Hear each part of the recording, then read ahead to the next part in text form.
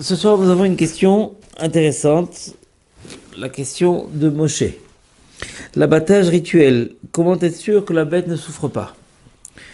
Une question qui est connue, qui a défrayé la chronique dans les différents pays, en Europe, en Amérique, dans tous les pays du monde, que certains voulaient interdire l'abattage rituel juif en donnant toutes sortes de raisons. Une d'entre elles, c'était que il est présumé que la bête souffre beaucoup plus par l'abattage comme il est fait par la Torah et autrement.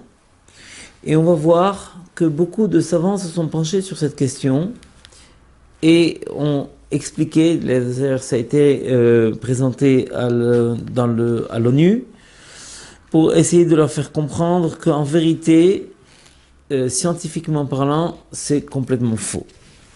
J'explique tout de suite. Tout le monde sait qu'une bête, donc, pour pouvoir être cachère, il faut qu'elle ait été abattue selon des règles très très précises. On appelle le shochet, celui qui fait ce métier.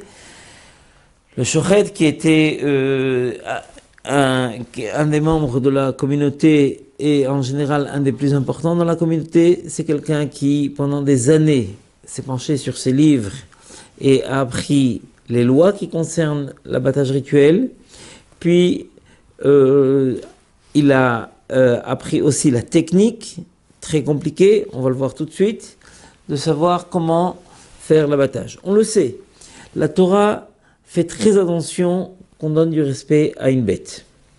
Exemple, la fameuse idée que la Torah nous interdit de labourer une terre avec un âne et un bœuf ensemble. Le Ibn Ezra sur place nous explique la raison d'être de cette mitzvah. Donc on n'a pas le droit, c'est-à-dire on n'a pas le droit même d'atteler à une charrette deux animaux différents. Et l'Ibn Ezra explique, chaque bête a sa vitesse, a sa force, et si on attelle deux bêtes qui sont d'une nature différente, eh bien on va lui causer du tort. Une autre loi qui est connue, la loi de Lotarsom Shor Belisho. Il est interdit quand on donne un animal à travailler sur les champs, dans les champs, il est interdit de le museler. Le fait qu'on le muselle au moment où il s'occupe de blé, etc., alors on lui fait du mal et c'est interdit. Une autre loi très intéressante aussi. La Torah, vous savez qu'à partir du moment où on s'est lavé les mains, on a fait Netilat Yadayim, on n'a plus le droit de parler jusqu'au moment où on va manger le pain. C'est-à-dire on fait la bracha de Netilat Yadayim, on s'est lavé les mains, on a fait l'ablution des mains, puis après on va manger du pain. On a fait une première bracha pour le lavage des mains, puis après on va manger du pain. Entre les deux, interdit de parler, sauf si on a vraiment besoin de quelque chose pour le manger lui-même. Par exemple, pour du sel ou quelque chose qu'on a besoin ou le couteau. Alors là, on a le droit de dire un mot parce que ça ne nous sort pas de la continuation entre le fait de se laver les mains et manger du pain. Or, une chose, on a le droit de dire. Est-ce qu'on a donné à manger aux animaux?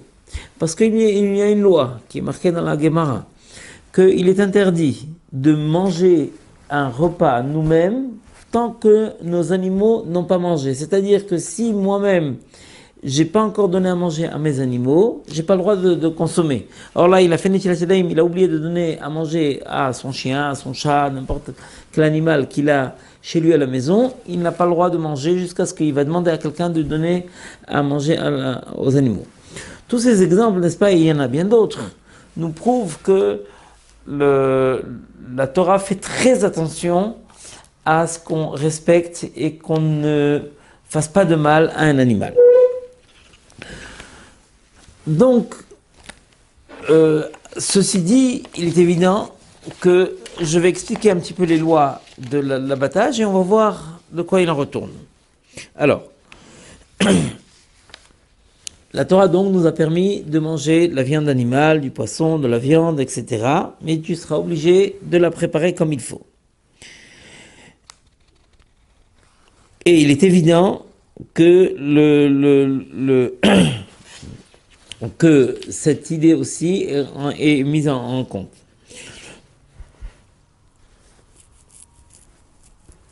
Bon, alors, tout d'abord, avant de parler de la halakha, il faut savoir que finalement l'abattage rituel est accepté dans énormément de pays. Les conditions d'hygiène sont remplies à 100% dans les lois, dans les normes de la loi, que ce soit la loi française ou dans les autres pays européens. Il est évident que le spécialiste donc le shochet qui fait l'abattage a un diplôme aussi reconnu par l'État, et donc les choses sont faites extrêmement d'après toutes les lois. Maintenant, il y a des règles nombreuses qu'il faut connaître pour la shrita. Une des règles qu'il faut connaître, c'est le fameux couteau avec lequel il fait l'abattage.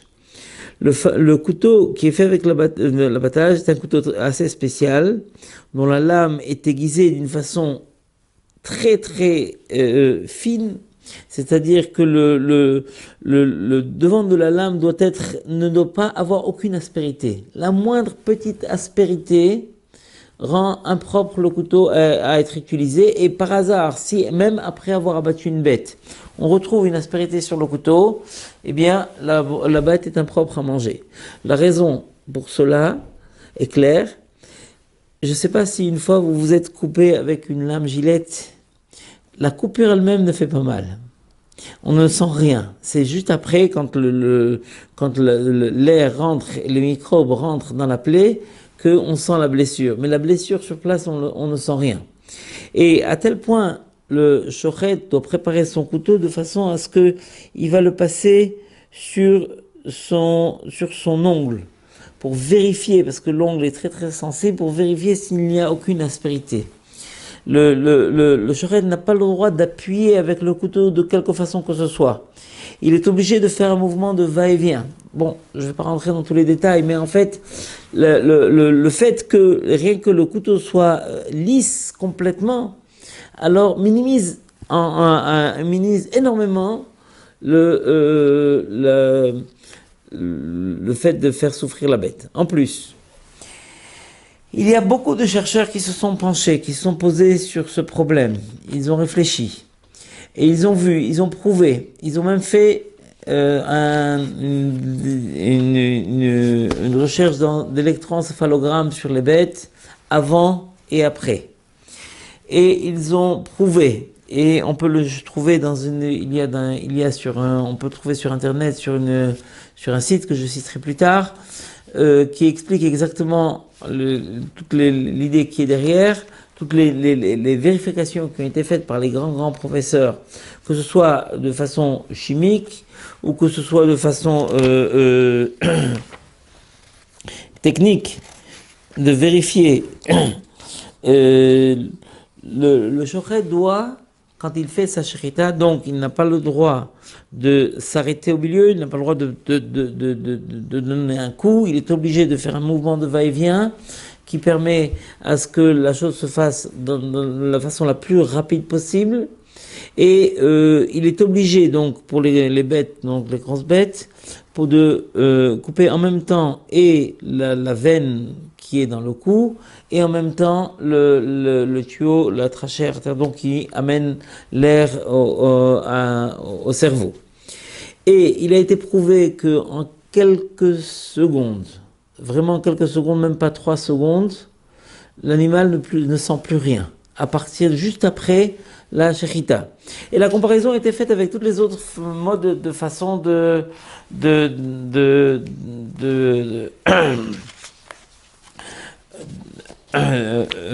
tous les autres modes d'abattage des bêtes. Surtout cette idée-là qui a été très très avancée en Europe, le fait d'étourdir la bête à l'avance. Et il a été prouvé que la façon d'étourdir qui a été utilisée, c'est vrai qu'elle pourrait aider à la bête d'être insensible, mais arriver à cela fait une très grande souffrance à la bête. Très souvent, parce qu'il faut envoyer un sort de pistolet qui rentre dans le cerveau de la bête. Il faut que l'angle soit exact, il faut bien avoir été bien visé et arriver au bon endroit pour pouvoir annihiler donc dans le cerveau la sensibilité de la bête avant de pouvoir l'abattre. Bon, et il a été prouvé que 7% des cas, par exemple, c'est raté et la bête souffre énormément au moment où on l'abat. Tandis que tandis que la shechita, donc dans la façon qu'on abat les bêtes rituellement, la bête est attachée, on n'a pas le droit de faire une shechita sans que la bête ne soit attachée. Même aujourd'hui, on a pris l'habitude, et c'est comme ça la meilleure façon de retourner la bête au moment où on l'abat. Donc à ce moment-là, elle ne bouge pas, elle ne peut pas bouger, donc le moindre geste aurait pu dévier un petit peu et faire plus de souffrance à la bête. Le fait qu'elle est retournée et que en une seconde, le shochet a un très grand couteau qui est 2 fois la taille, au minimum 2 fois la taille du cou de la bête, et en quelques secondes, la shrita est faite, tout le sang le sang part, et en même temps l'air n'arrive plus au cerveau, et donc la bête ne souffre pas.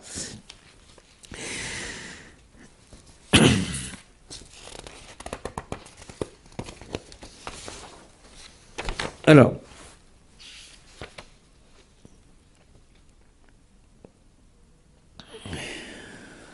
par exemple, il y a une interdiction d'interruption au moment où le shochet fait sa shechita, donc au moment où il tranche, il n'a pas le droit de s'arrêter, pas une seconde.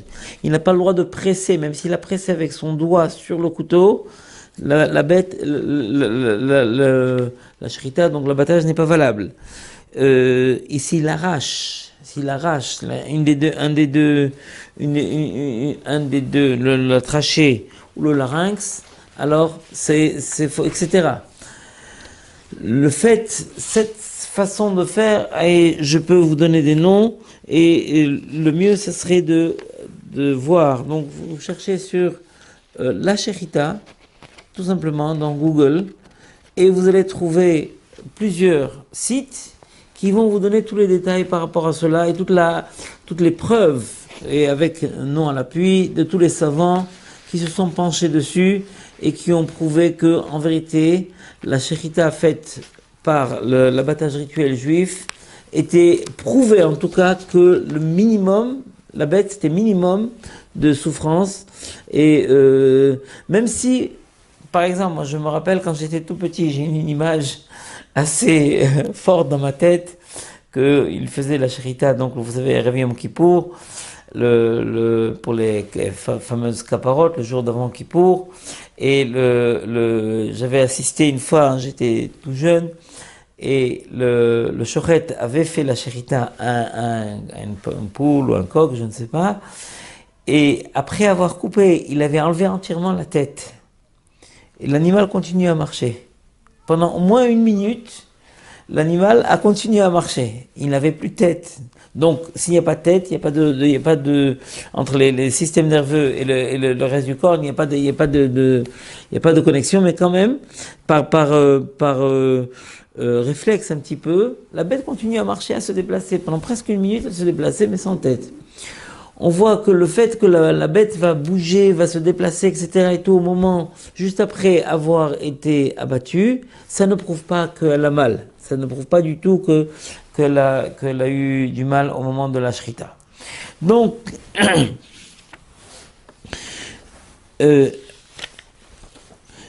voilà. Par exemple, au moment de l'incision, le taux d'adrénaline sanguin et de la glycémie, paramètres chimiques augmentant lors du stress, sont moins élevés chez les animaux abattus selon la shechita que chez les animaux abattus par d'autres procédés. C'est Luc Ruckbusch en 1983 qui a fait une étude là-dessus. La même chose, Schultz en 1978 a écrit la même chose. Le fait qu'on fait une incision très rapide sur donc l'électroencéphalogramme qui a été pris, en 3 secondes, il n'y a plus rien.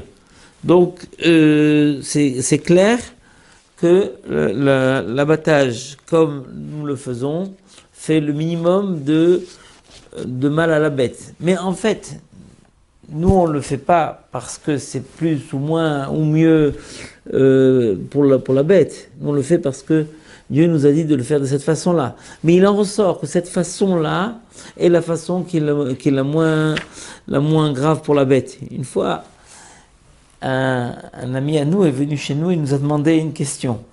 Pourquoi une bête, on a besoin de faire la shechita, donc avec toutes des lois compliquées etc.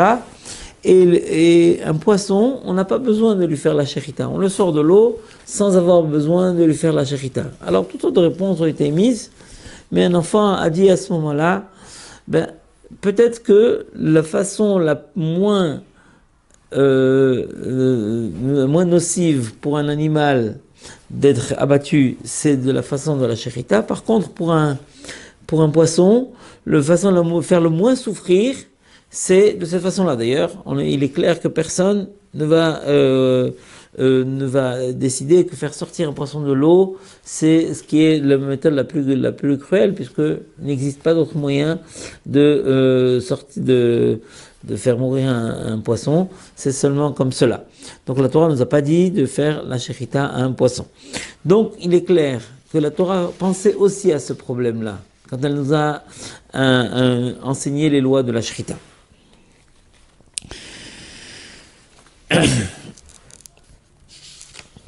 Une autre chose donc cet étourdissement-là qui a été obligatoire pour l'abattage en général et qui a été fortement dénigré par les rabbanim, il est très clair que étourdir la bête rend la bête impropre. On sait que, à part le fait qu'on fait très attention à ce que l'abattage soit bien fait, une bête qui est un petit peu malade, qui a un petit problème, que ce soit un petit trou dans les poumons ou n'importe quel autre problème, peut rendre la bête impropre à la consommation.